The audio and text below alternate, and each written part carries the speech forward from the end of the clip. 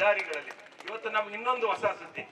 ಈಗ ನಾವು ನಮ್ಮ ನಂದಿಹಳ್ಳಿ ಇದೆಯಲ್ಲ, ಇಲ್ಲಿ ನಮ್ಮ ಲಾಸ್ಟ್ ದಾವಸ್ಪೇಟೆಯಿಂದ ನಂದಿಹಳ್ಳಿ ಲಾಸ್ಟ್ ನನ್ನ ಬಾರ್ಡರ್, ಅಲ್ಲಿಂದ ಒಂದು ರೋಡ್ ಬರ್ತಾ ಇದೆ ಈಗ 3,000 ಕೋಟಿಲಿ.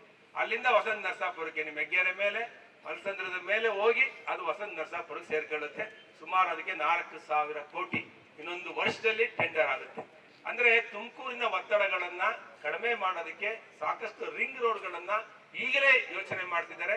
ಅದಕ್ಕೆ ಪರಮೇಶ್ ಸಾಹೇಬರು ಕೂಡ ಸಹಕಾರವನ್ನ ಕೊಟ್ಟಿದ್ದಾರೆ. ಕೇಂದ್ರ ಸರ್ಕಾರ ಭೂಮಿಗೆ ಸುಮಾರು ಹಣವನ್ನ ರಾಜ್ಯ ಸರ್ಕಾರ ಕೊಡುತ್ತೆ, ಕೇಂದ್ರ ಸರ್ಕಾರ ಒಂದು 3,000 ಕೋಟಿ ಕೊಡುತ್ತೆ.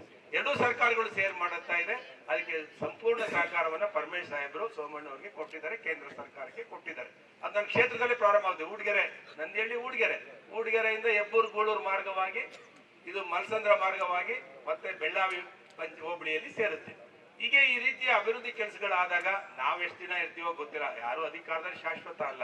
ನಾವಿದ್ದಾಗ ಒಂದು ಹೆಜ್ಜೆ ಗುರುತು ಬಿಟ್ಟು ಹೋಗ್ಬೇಕು. ಎಲ್ಲರೂ ಬದುಕ್ತಾರೆ, ಎಲ್ಲರೂ ಸಾಯ್ತಾರೆ. ಕೆಲವು ಜನ ಹೆಜ್ಜೆ ಗುರುತನ್ನು ಬಿಟ್ಟು ಹೋಗ್ತಾರೆ. ಆ ಹೆಜ್ಜೆ ಗುರುತು ಬಿಟ್ಟು ಹೋಗೋದಲ್ಲಿ ಪರಮೇಶ್ ಸಾಹೇಬರು ಸೋಮಣ್ಣವರು ಈ ಜಿಲ್ಲೆಯಲ್ಲಿ ಮತ್ತೆ ರಾಜ್ಯದಲ್ಲಿ ಕೆಲಸ ಮಾಡ್ತಿದ್ದಾರೆ. ನಾನು ಅವರಿಬ್ಬರಿಗೂ ನಿಮ್ಮೆಲ್ಲರ ಪರವಾಗಿ ಅಭಿನಂದನೆಗಳನ್ನ ಸಲ್ಲಿಸ್ತೀನಿ.